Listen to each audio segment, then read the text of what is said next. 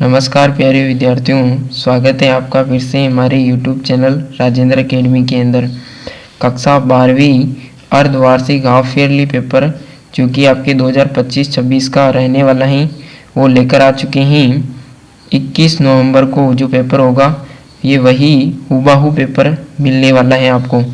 तो हिंदी अनिवार्य का पेपर रहने वाला है और 70 का पूर्णांक रहेगा। आपके समय आपको 3 घंटे 15 मिनट मिलने वाले हैं। तो अभी तक आप नए हैं चैनल पर तो चैनल को सब्सक्राइब ज़रूर कर लें, क्योंकि अगले सब्जेक्ट का पेपर आपको इसी चैनल पर देखने को मिलेंगे। तो पेपर को सॉल्व करना स्टार्ट करते हैं। प्रथम खंड ए के अंदर आपको MCQ पूछे जाने हैं, बहुविकल्पी प्रश्न, जिसको पढ़कर आप उत्तर पुस्तिका में लिखना है। फर्स्ट प्रश्न पूछा है, जसदेव सिंह और नरोत्तम पुरी किस विशेष लेखन से संबंधित थे? तो किससे संबंधित थे दोस्तों? खेल से इसका राइट आंसर होगा। अगला प्रश्न पूछा है, जनसंचार माध्यमों में रेडियो किस प्रकार का माध्यम है? श्रव्य माध्यम, दृश्य माध्यम, मुद्रित माध्यम या श्रव्य एवं दृश्य माध्यम? तो जो ये आपके प्रश्न पूछे गए हैं ये जनसंचार माध्यम वाली किताब से आपके पूछे गए हैं। तो ए ऑप्शन इसका राइट आंसर होगा। अगला प्रश्न है, मराठी एवं कोंकणी भाषा की लिपि क्या है दोस्तों? देवनागरी लिपि, जो कि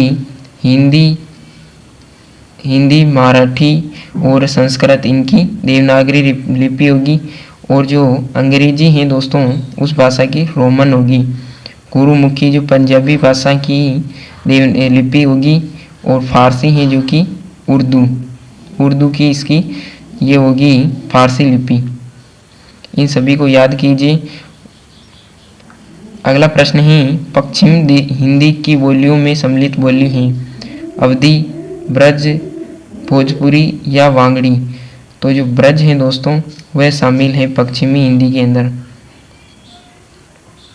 अगला प्रश्न है, कवि कुंवर नारायण की कविता के बहाने उनके किस काव्य संग्रह से लिया गया है? यानी कि जो आपकी कविता है कविता के बहाने वो किस काव्य संग्रह से लिया गया है? इन दिनों की कहानी। ए ऑप्शन राइट आंसर होगा।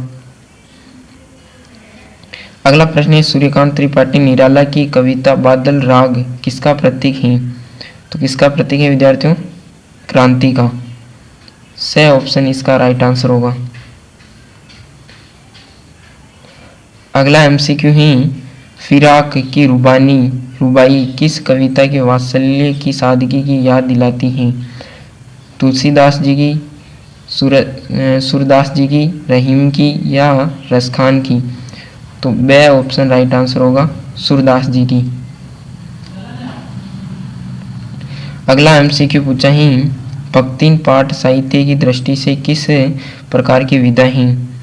तो इससे ऑप्शन आपका राइट आंसर होगा, संवर्णनात्मक और रेखा चित्र। अगला MCQ पूछा है, शेर के बच्चे की उपाधि किसे दी गई है? आपके जो पहलवान की ढोलक हैं उस चैप्टर से ये क्वेश्चन है कि शेर के बच्चे की उपाधि किसे दी गई थी? लुठन सिंह को। अगला प्रश्न है, सरीस के फूल नामक निबंध हजारी प्रसाद द्विवेदी के किस काव्य संग्रह से लिया गया है? कल्प लता, विचार प्रवाह, आलोक पर्व या विचार और वितर्क? तो ए ऑप्शन राइट आंसर होगा, कल्पलता। अगला MCQ पूछा गया था, बाजार दर्शन नामक निबंध के रचनाकार हैं? तो कौन थे दोस्तों? जिनेंद्र कुमार।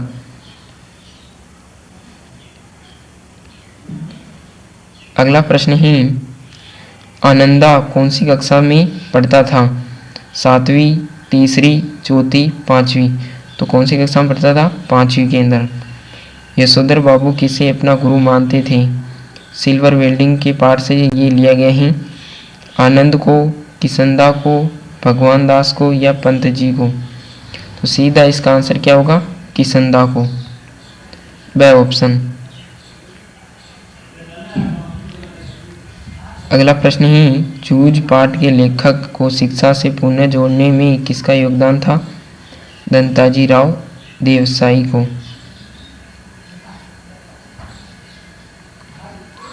अगला एमसीक्यू है, सिंधु घाटी सभ्यता मूलतः थी एक व्यापारिक सभ्यता थी।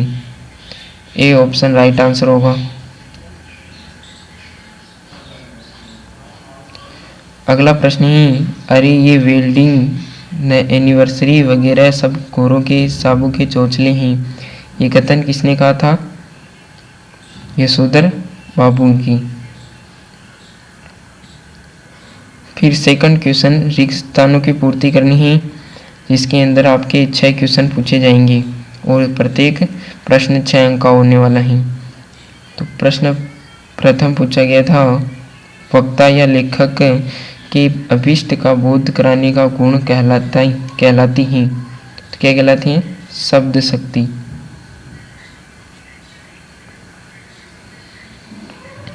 सेकंड रिक्त स्थान है, शक्ति विविध आयामी अर्थ अभिव्यक्ति का सशक्त माध्यम है। क्या है दोस्तों? प्रतीक। तो इसके अंदर प्रतीक आएगा। अगला क्वेश्चन है, चारू चंद की चंचल किरणें काव्य पंक्ति में अलंकार हैं। अलंकार क्या होगा दोस्तों? अनुप्रास, यानी कि इससे में वर्ण की बार बार आवृत्ति हो रही है, च च वर्ण की। अगला रिक्त स्थान है, एक ही शब्द 2 या 2 से अधिक बार भिन्न भिन्न अर्थों में प्रयुक्त होता है, तब वहाँ अलंकार होता है। कौन सा अलंकार होगा? यमक। मोस्ट इम्पोर्टेंट क्वेश्चन है ये यमक, क्योंकि आपके अलंकार में हमेशा पूछा जाता है। अगला रिक्त स्थान है, घोषणा पत्र शब्द के लिए सही अंग्रेजी शब्द क्या होगा? ये प्रश्नावली आपके पारिभाषिक प्रश्नावली वहाँ से लिया गया है। तो इसका अंग्रेजी शब्द क्या होगा? इसका जो अंग्रेजी शब्द होगा दोस्तों विद्यार्थियों, वो होगा MANIFESTO,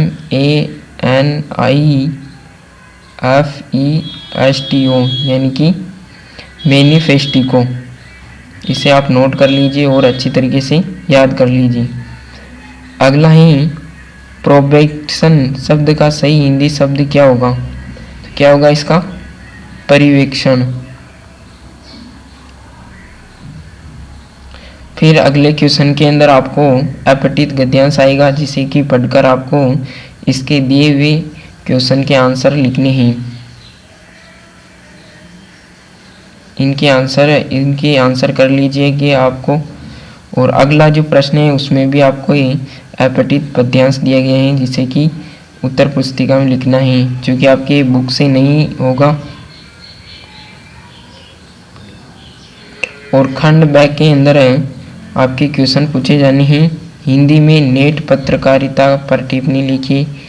तो बड़ी मुँह से लोग करे तमाशे, कहावत किसने किस संदर्भ में कही?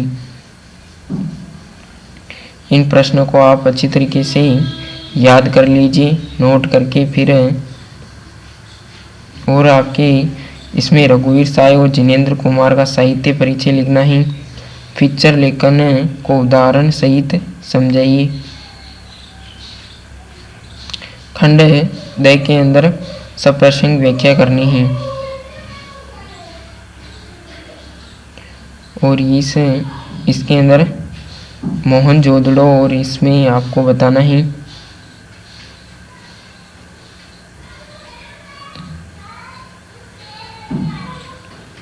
आई होप कि ये प्रश्न पत्र आपको आपके हेल्प के लिए बहुत ही अच्छा है। इसे आप हल जरूर कीजिएगा और फिर आप परीक्षा में अच्छे अंक अर्जित कर सकते हैं।